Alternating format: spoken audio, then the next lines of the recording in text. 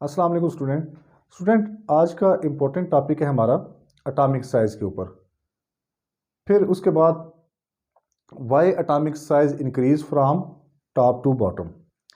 मैं आपको एक एक क्वेश्चन बता देता हूँ, इसका आंसर समझा भी देता हूँ। तो ये आप दो तीन अदर क्वेश्चन के अंदर यानी आयनाइजेशन एनर्जी के अंदर भी लिख सकते हैं, इलेक्ट्रॉन एफिनिटी के अंदर भी लिख सकते हैं, शील्डिंग इफेक्ट के अंदर भी लिख सकते हैं, और एटॉमिक साइज़ तो वो तो हम डिस्कस कर रहे हैं। फिर याद रखना लिथियम ऊपर वाले ग्रुप में है, डाउन द ग्रुप में कौन है? सोडियम है। तो आप इसके शेल देख लें, इसका एक शेल, इसके दो शेल, इसमें देख लें 1 2 3। यानी हमें यह अंदाज़ा हो गया कि जब हम टॉप टू बॉटम आते हैं ग्रुप में अंदर, when we move from top to bottom in a group, number of shells are increasing. या वो यूं पूछ लेता है कि एक तो ये पूछता है कि why atomic size increase from top to bottom in a group, या वो कह देता है कि लिथियम का एटॉमिक साइज स्मॉलर है एज कंपेयर टू सोडियम।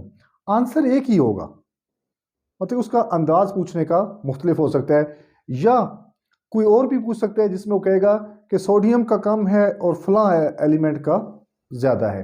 तो उसमें भी आपने आंसर सेम ही रखना है।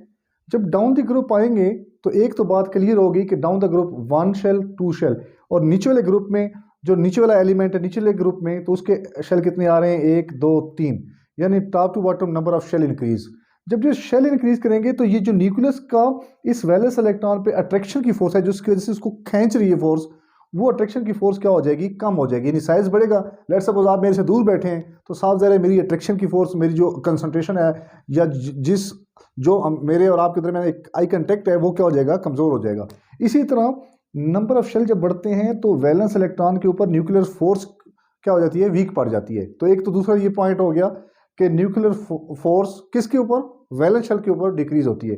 दूसरा, इसमें देखें 2 इलेक्ट्रॉन है, ये इसको पुश कर रहे हैं, और ये वैलेंस इलेक्ट्रॉन को कितने इलेक्ट्रॉन पुश कर रहे हैं? 8 ये हैं और 2 ये 10 इलेक्ट्रॉन पुश कर रहे हैं। यानी टॉप टू बॉटम में आए तो हमारे पास क्या होता है? वैलेंस शेल्स के ऊपर शील्डिंग इफेक्ट भी क्या है? वो भी बढ़ रहा है टॉप टू बॉटम। तो ये 3 फैक्टर्स हैं जिसकी वजह से top to bottom atomic size क्या हो रहा है? कंटिन्यूसली इंक्रीज कर रहा है। तो यानी अगर आपसे वो पूछे आयनाइजेशन एनर्जी तो भी आपने आंसर यही लिखना है, लेकिन वो यहां से पूछे कि यहां पे एटॉमिक साइज इंक्रीज कर रहा है, ionisation energy top to bottom decrease कर रही है। तो सिर्फ पॉइंट आपने यही लिखने हैं।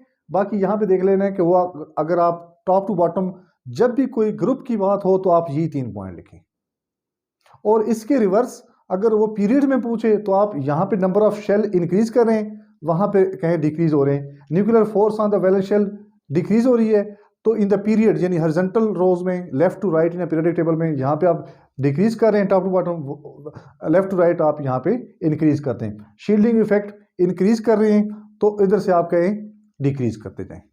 तो यानी मैंने आपको 3 क्वेश्चंस का एक ही आंसर बता दिया है। यानी आयनाइजेशन एनर्जी में भी आप यही लिख सकते हैं, एटॉमिक साइज में भी यही लिख सकते हैं, इलेक्ट्रॉन एफिनिटी में भी लिख सकते हैं। आंसर सेम, क्वेश्चन का स्टाइल क्या हो जाएगा, टॉपिक क्या हो जाएगा, वो चेंज हो सकता है। यानी अगर number of shell top to bottom क्या हो रहे हैं? इंक्रीज, तो left to right decrease. Top to bottom nuclear charge क्या हो रहा है? डिक्रीज, लेफ्ट टू राइट यानी in a period nuclear charge increase. Top to bottom number shielding effect increase, left to right in a periodic table decrease. मैं उम्मीद करता हूँ कि आपको आज का लेक्चर अच्छा लगा होगा, समझ भी आ गई होगी। मज़ीद वीडियो देखने के लिए चैनल को काइंडली सब्सक्राइब कर दें। अस्सलाम वालेकुम।